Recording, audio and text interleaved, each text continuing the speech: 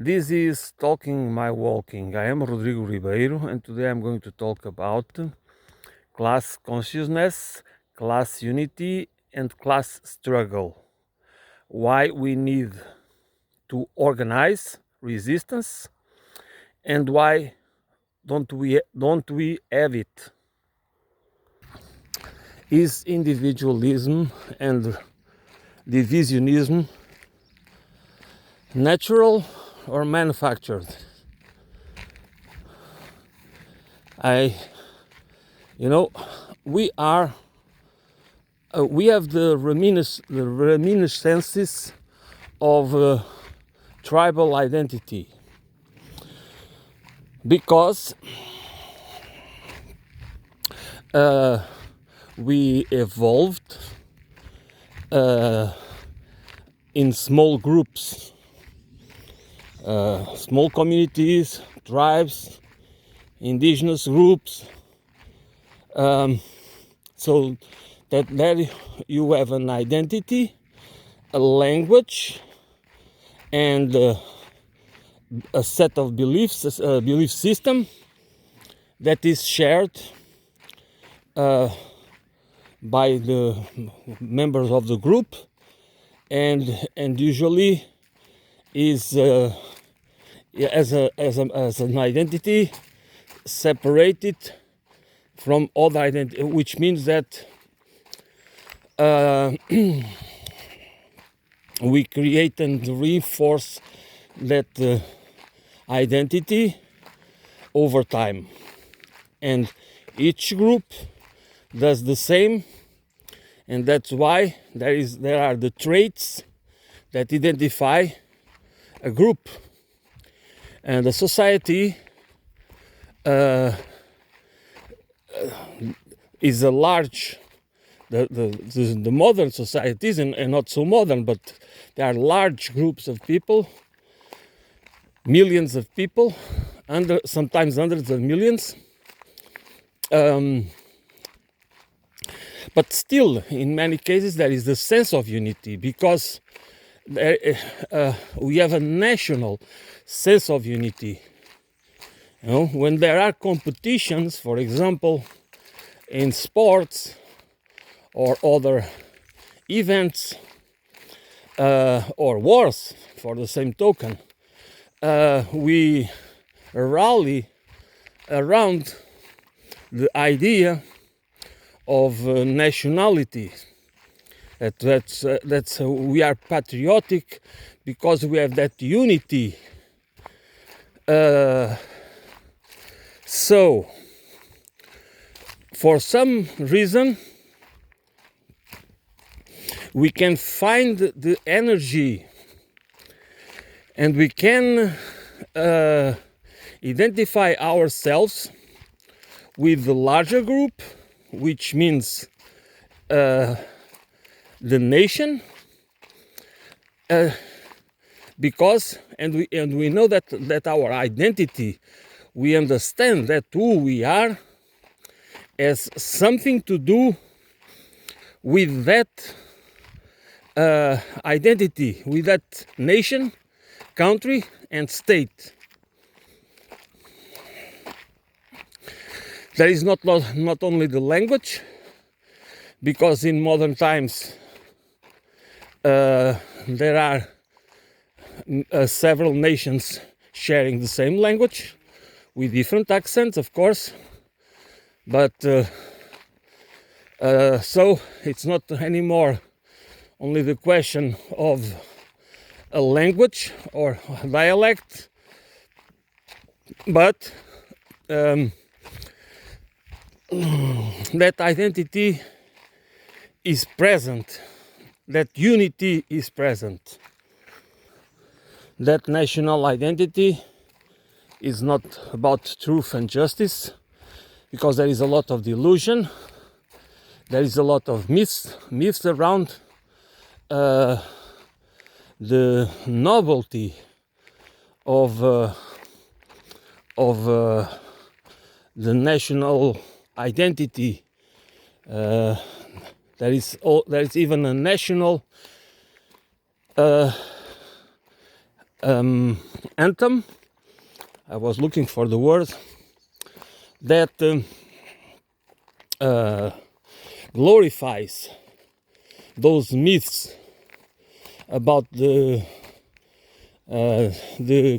courageous nation, you know, all the which never is not about the truth. It's about it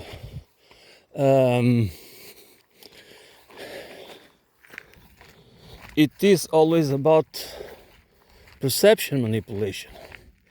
It is it's always about to make people perceive to have this cultural identity that we should be proud. It's nothing wrong to be proud of our identity, but it's nothing wrong too in understanding what's negative, the prejudices about that identity, and understanding that the world, that we are all the same. The difference is the plurality. It's because it has to do with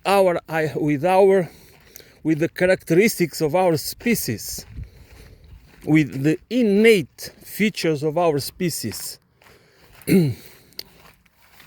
That's why we have different languages. That's why we build different cultures while we adapt to the reality around us. It's not because we are special. It's not because there is nothing not natural, not God-given exception or exceptionalism or whatever about our nation, about our country, about our culture. But nevertheless, that's why we need to understand that unity is important. Unity is important, but unity that is usually manufactured through myths and lies, sometimes lies, not sometimes, most of the time lies, has consequences. Why don't we have because the dominant culture and the dominant civilizational paradigm is imperialism. It has an imperialistic footprint, okay? We talk always about the Chinese Empire, the Mongolian Empire, the Roman Empire, the Greek, blah, blah, blah, this and that, and so. And people are supposed to be proud about it. You know, we are supposed to be proud because we have been an empire. As if, because we confuse this with civilization. I mean, we just associate. We have this association between empires, imperialistic endeavors, and civilization. And then we have also the strange idea that civilization must be accepted as a good thing.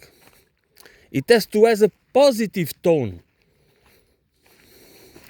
In spite of all the horrors that have been committed by the ones that call themselves civilized against the barbarians and against the savages and the infidels and whatever. That is nothing, but that's nothing. Culture which is the basis of civilization, is natural. It's our way of building reality and transforming the environment around us, because we use materials and we make tools, and we use those tools to transform the habitats around us. Of course, for millennia, hundreds of millennia, we just did it in a very humble way, because our tools were not sophisticated enough to be as destructive as they became later. And because, which is more important, we didn't have class superiority. Because when we divide, and that's where my point goes, it was not the discovery of agriculture that changed the fate of humanity. Because there was agriculture, it was intensive agriculture, and it was the division of labor. Because the division of labor allowed the formation of groups, of classes and castes, and the formation of the professional managerial class. That's how we know it today. That class that acquires knowledge, that has the opportunity to acquire knowledge and positions and to occupy positions in society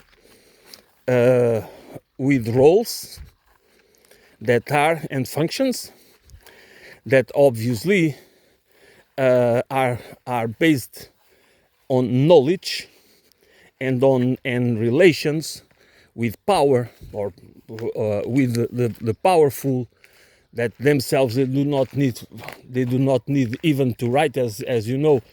There was no need for the powerful to write. They have those to do it for them. So and we have to understand that the written language started with as an accounting system. Okay, the written signs, the cuneiform signs, it's about accounting. It's about the record of debts. Okay, I recommend the reading of Michael Hudson. He's an economist and historian, and he is I highly recommend his work.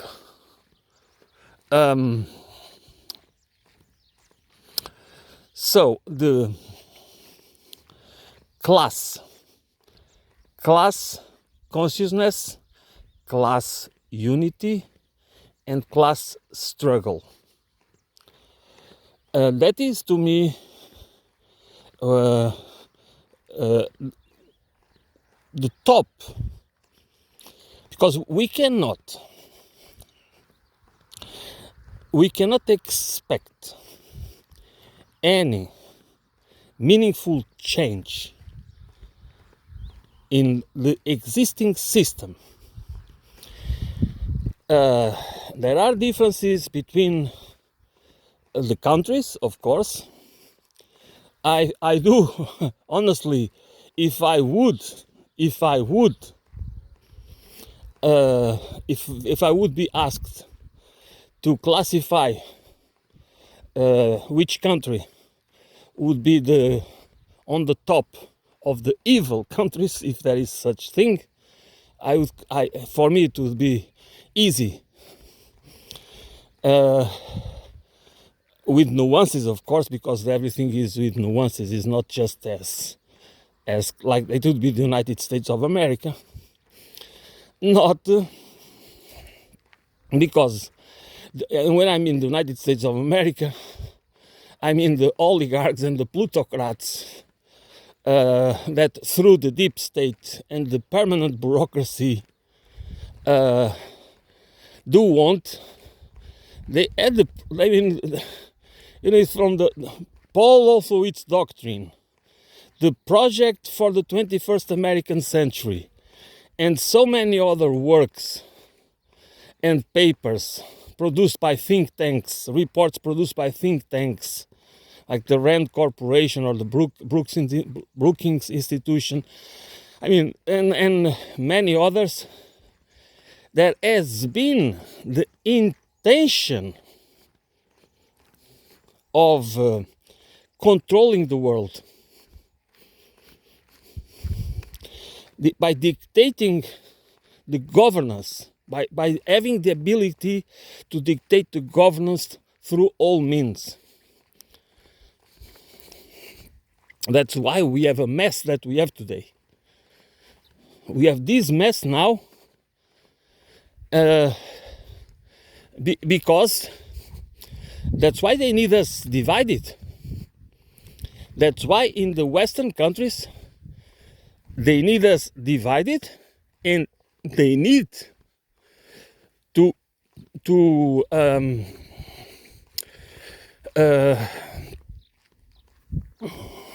criminalize dissent, because they know that they are being exposed, that the war in Ukraine and the Middle East are exposing them as never before, because it's the repetition, the repetition of the same slogans, or we can say the same playbook that they used to invade Iraq and to destroy Libya and invade Afghanistan. And it's the same playbook. And people, of course, more people start to become aware, because people already, the COVID-19 crisis or pandemic or whatever you want to call it, already make a lot of people, there is a lot of conspiracy theories and things that don't make any sense, okay? I know it. But there is also a lot of truth in what they can do to control us. They do not care. I mean, they talk a lot of our elites. I mean, today I'm talking about the Western elites. Talk a lot about freedom and democracy, but they are liberals. I call them lib-fascists because they are liberals. They have a liberal facade, but they have a fascistic core. They do. They might. They will never align with the left. They will always align with the fascists. That's for sure.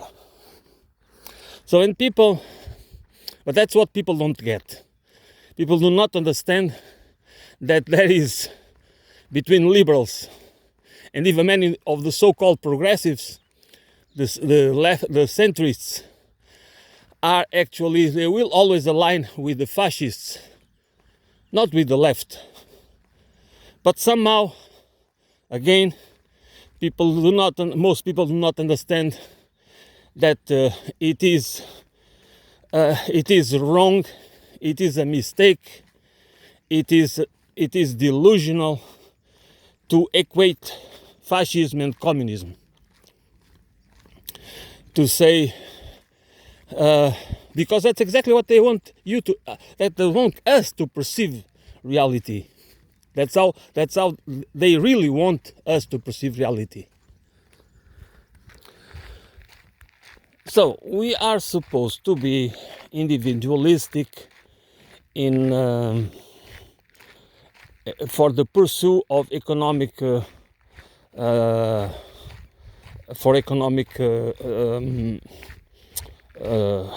activities, for in because that's where it comes where that's in political economy. It's where it's what matters to organize our society. Okay, that's what matters to organize our society. We have the cultural ideological frame that is used to justify the inequality and the meritocracy and all the rest that goes with the class system, a class societal based system. Okay, but so we are supposed to be we are not individualistic, or individualism is not, I would say that is not our main trait or feature, but it is a human feature. We have the conscience of being individuals, and therefore we feel the drive to protect our individuality, which is normal. But we also are pretty conscious that we are social beings, that our well-being depends on social connections and relations. There are many people that understand that social networking, you need that in order to enhance your possibilities of getting a good job, or being linked with people with influence, and so forth and so on. And because there is no such thing as an individual separated from the society. But somehow we are led to believe and to behave as individuals. That's how we are supposed not to feel the need of being part of developing class consciousness. And by class consciousness, I'm not exactly talking about working class consciousness. It's not because that's not important, but there is that's a larger group that is just because you don't feel even anymore as part of the working class, you are still a citizen. You probably are part of the precarious class or part of the precariat, and you need to be conscious of that. That doesn't matter. You are part of the lower class and part of the middle class. So that's when we talk about class, we always need to understand class not only as a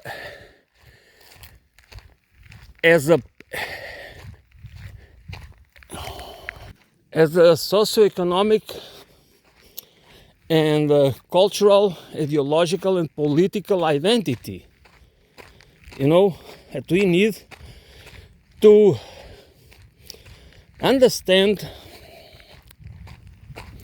that without a deep consciousness of this identity and the need of unity, we, in spite of being the many, we are powerless.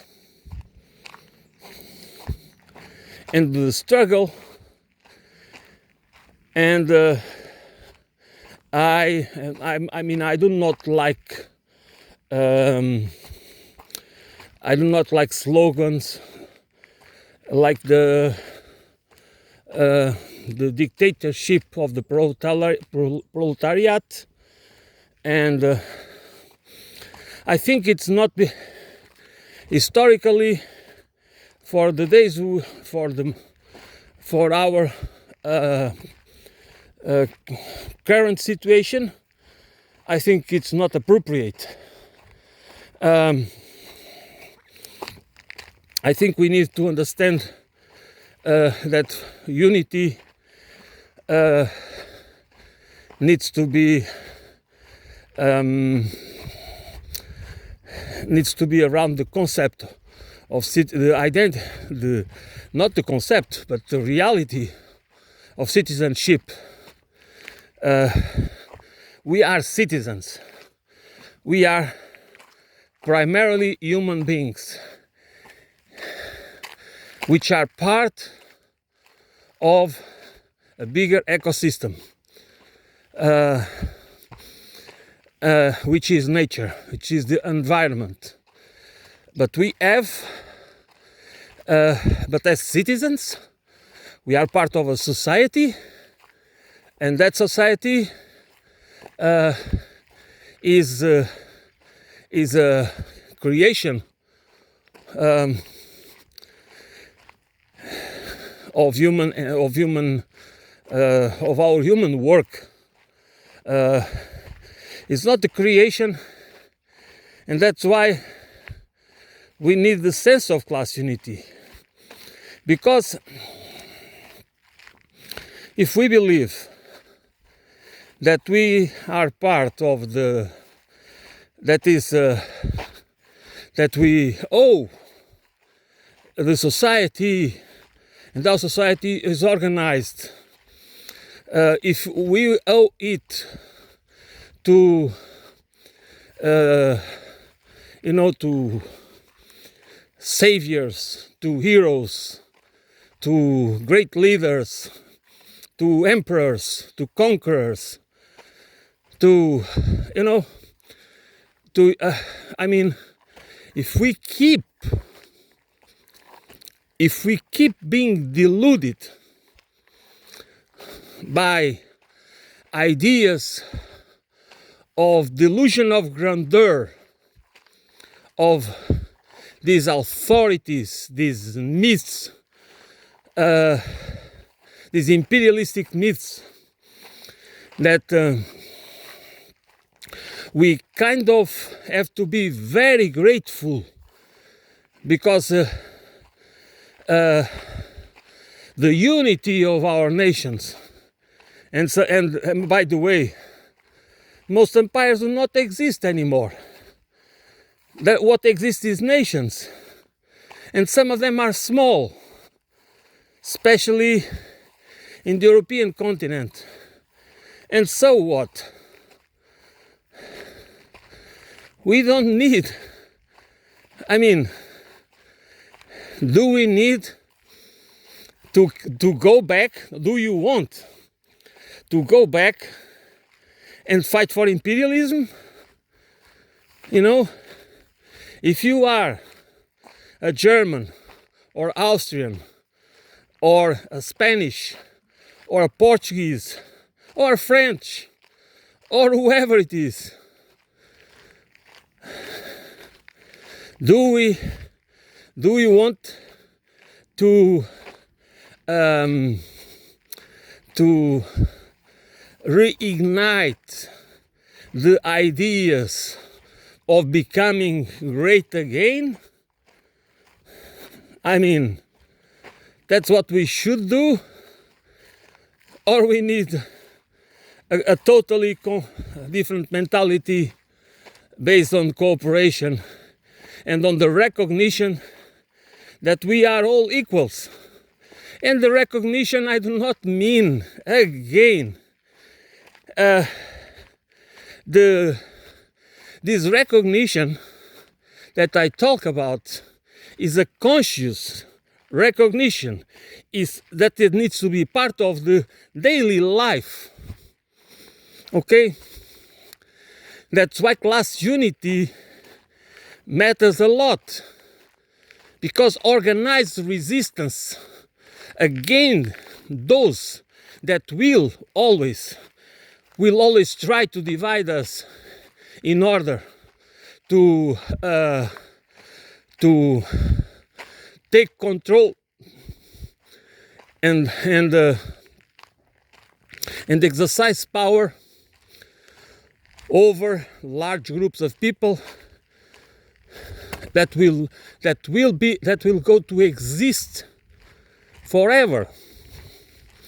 Therefore, we need a culture and the political economy that prevents it. That is a constant process of that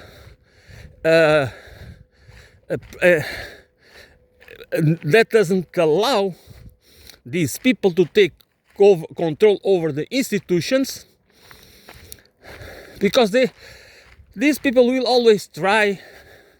It's always about manipulation, lies, of course, not necessarily blatant lies. That's why we emerge in this world of half truths, you know.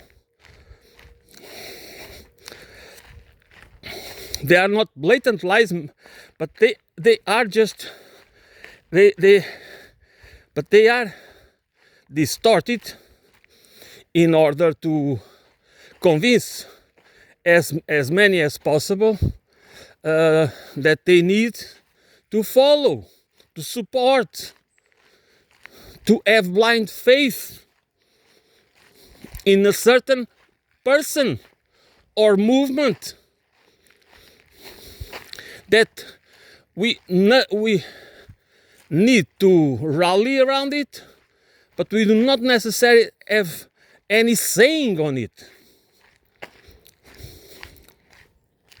That's what so many people do not understand. If we are asked, okay, to follow something, and at the same time we are powerless, we are supposed to be only obedient, to obey, to follow, but we are not supposed to take part on it in the sense that we have agency in the process of designing and building whatever they are about. What kind of society? How is it? What kind of rules? How do we organize it? Everything that is required to organize an economy in order to make it that is functional, which is not the case right now. What is class consciousness? Class consciousness is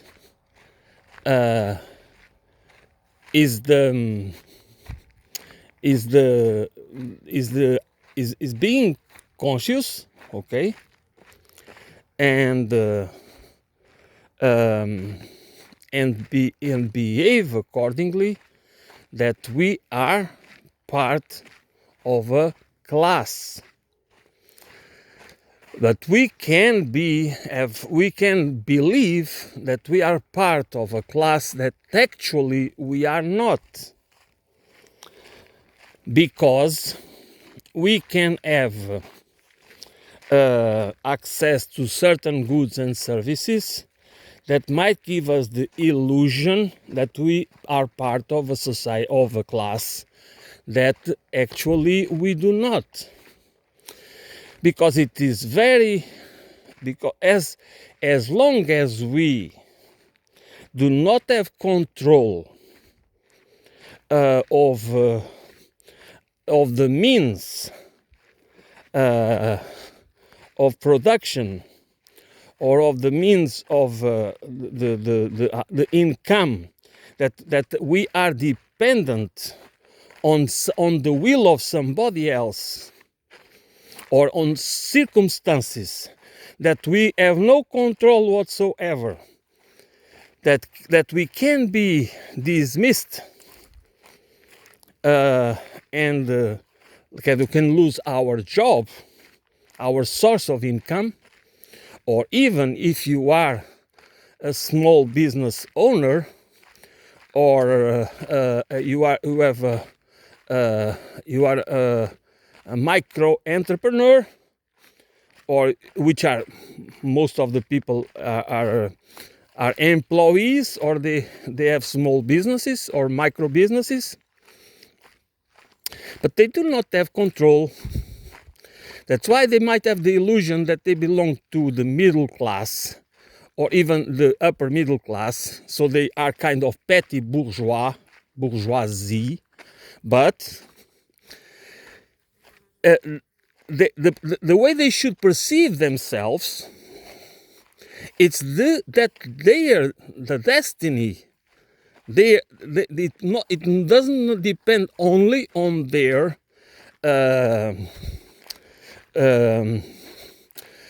ingenuity, or and diligence, because the people of other classes above them, especially of those on the top, not only politicians, of course, but all the people connected, especially the banking. The people that have influence over the policy, fiscal policy, monetary policy, macroeconomic policy, all these people that has at the level, national level and international level, have a lot of influence in those policies. They can easily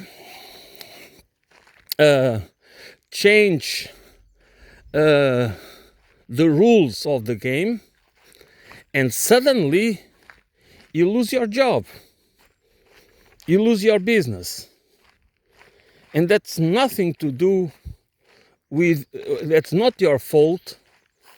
It's because you are powerless, because you do not have leverage, because you believe that you belong to a class that actually you do not, because you belong to the class, to the lower class, which means that you belong to a class that doesn't look like precariat, but actually is part of the precariat, because because there is no agency, because we have nothing to do with the laws, the regulations. They change it, and they do not care how it's going to reflect in your lives. For example, Bill Clinton, his administration just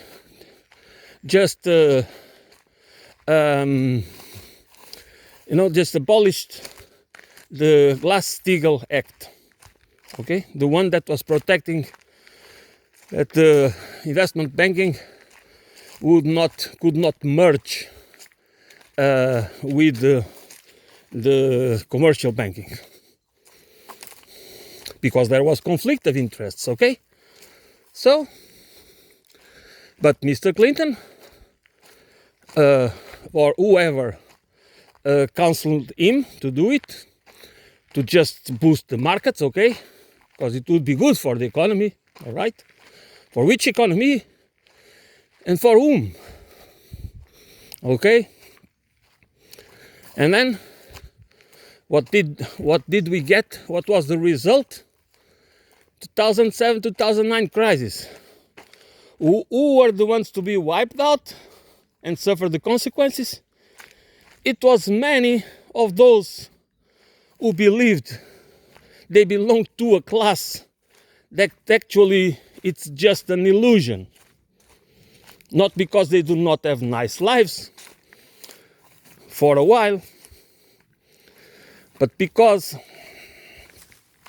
those who can change the circumstances, they can certainly make you make your life miserable, or transform you in a homeless person, or bring change into your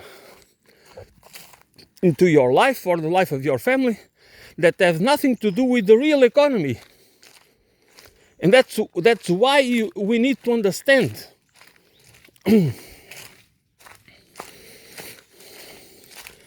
because it's not because people did not continue producing food,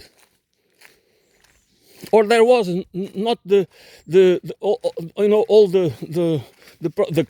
production of the houses were gone, or the factories. No, it is because the banking and the financial system, and again the fiscal policies, the private law and property law, they change it, and the fiscal law, they change it, and just through those changes they can make those transformations can have huge negative consequences in the lives of millions that later will be held responsible. They will be blamed by their lifestyles, like you can always say that the slogan that people are living beyond their means, which is not a lie. That any time that we rely in credit cards and loans for things we don't need, we are being stupid, and we are living beyond our means. That is true, but that's not the point. Who incentivizes it? What is? It's because we have a society that incentivizes it, or not? Do we have that society or not? Are we influenced or not? Are we rational and we just make decisions and take and make choices based on that rationality? That is just a myth.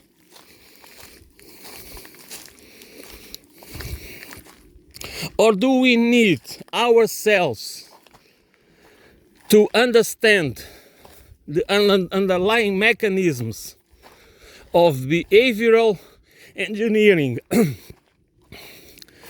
and perception management and perception manipulation in order to understand that probably what we need is class unity?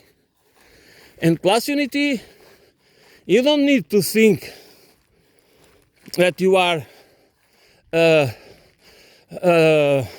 working class if you think that you are not for some reason.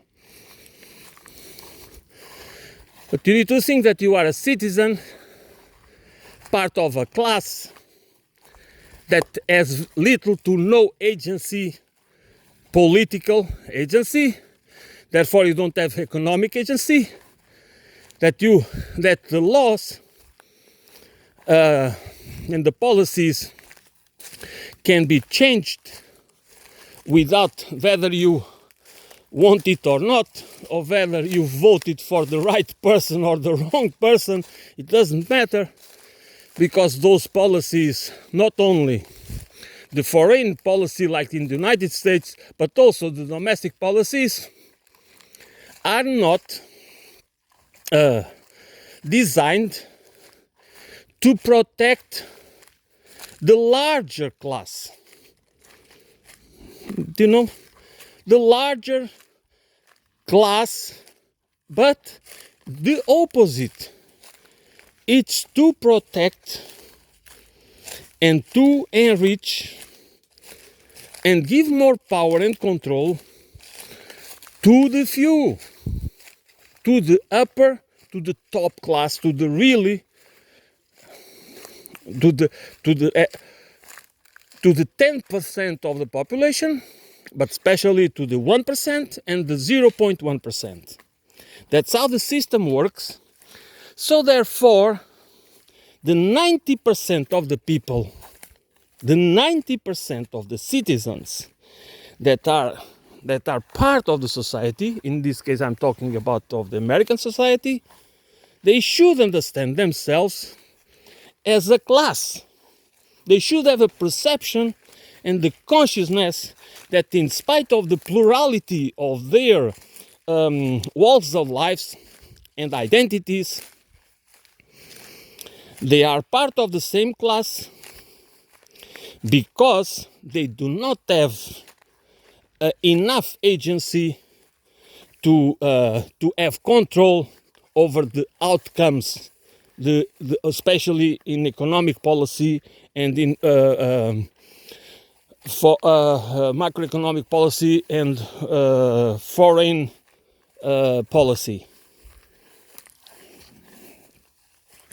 and that can have huge impact on their lives. You know, this is not about making America great again. This is about making us conscious of our role and function in society, and how our society should look like. Not myths of unity that doesn't exist. Okay? We cannot just believe that our nation or of the Federation of States, of the greatness, the exceptionalism, or whatever, that is BS. There is no difference. The differences that exist between cultures and peoples are considerable, but what unites us is more important, because we share the same basic needs. Okay?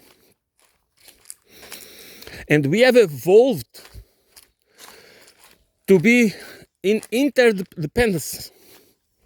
We need to understand that cooperation, we need an economy of reciprocity and an economy of sufficiency.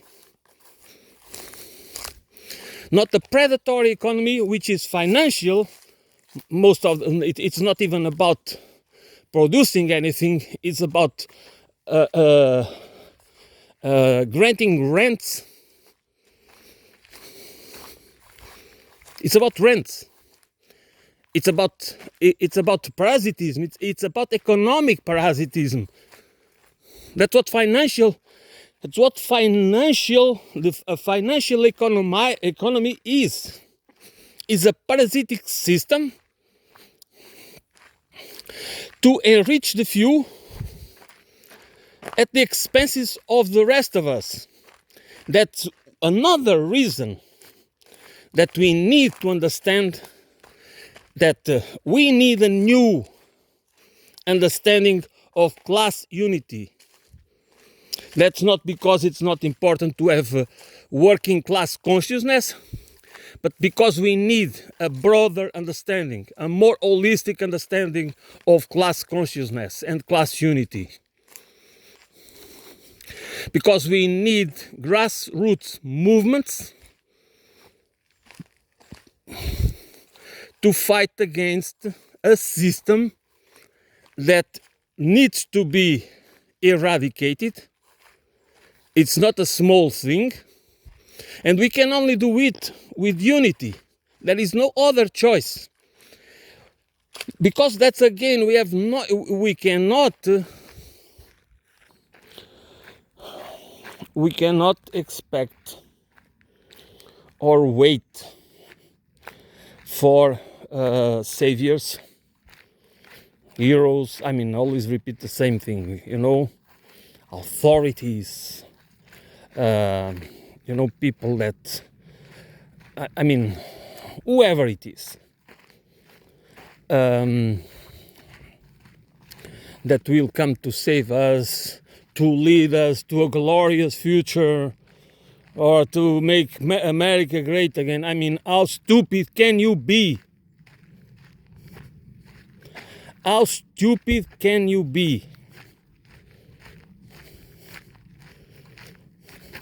I know the role of culture, of ideology. I know that ideas have consequences. I know what psychological, psychoaffective manipulation. How does it work? That's it. So what we need is that class consciousness, instead of this permanent this is all, we are always comparing. That's because we are social beings, of course, but for the wrong reasons. We compare that, okay, maybe we are a little better. You are a little better. You have a bigger wage. You work for a beautiful company, a very prestigious company, and you have some sort of title. That's very important. So, therefore, why should you not believe that you are not part of the same class as the guy next door, or the guy that lives in the other part of the city that you don't want to intermingle with?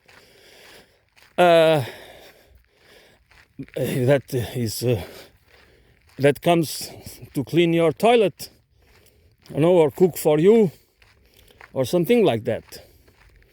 How can you believe that you are the same class?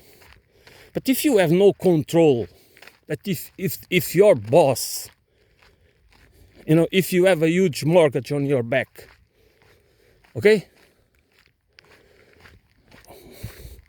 or even other debts, that's because you have a very expensive car or whatever, and all the furniture and whatever it is.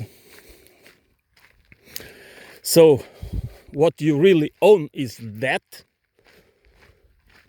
will, and then you just believe that between you and that person there is no any link, that cannot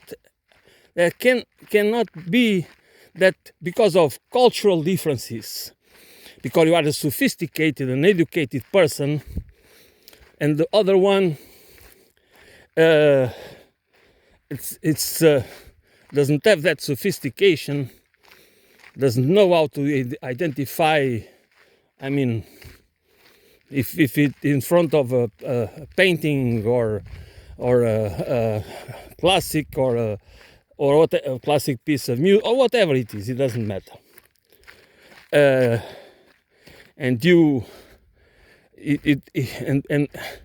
But you somehow you think you don't have any control over your life. It's the bank, it's your boss, that if you don't play according to the rules, if you start to see that is something fishy in the business, or you don't agree with the policies of the company or something, what can you do?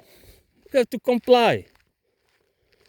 So what are you if you need to comply with the values and principles and rules and policies that you do not identify yourself with, but you have to do it? What are you then? You are a peon. That's what you are. A petty bourgeois peon that has the belief that is something, but that that can be taken away from you with a stroke of a pen, or even a phone call or something. So I think it's better that we, even the ones that can never imagine they are part of the precariat class, because they are middle class or even upper middle class, but they do not understand that nothing is controlled by them. They do not have agency. They just have a position. They just have they are playing a role, but that role can be, that role or position can be, they can be replaced with whatever reason. So what do you need? Do you want a society where you have agency and you have a culture that doesn't allow the worst among us to take over the society and the economy? Or you want just to be a peon, even if you are and even if you are a privileged one?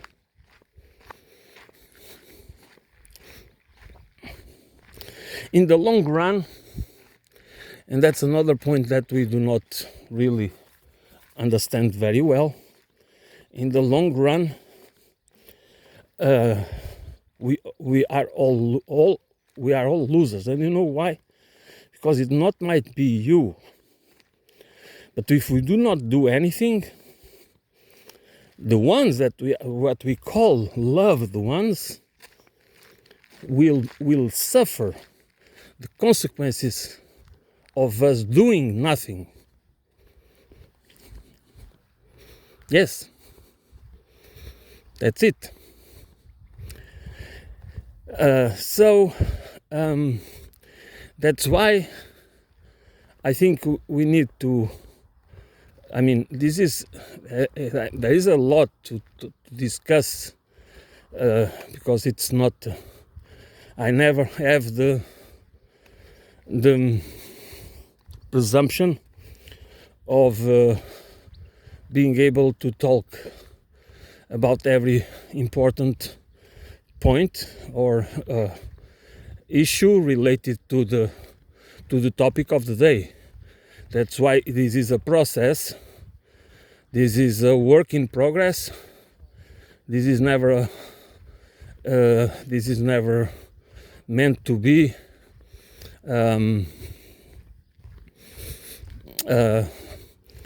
kind of a definition. I just see it as a conversation, kind of. Okay, that will be it. That is it for today. Thank you for listening. I will be back soon.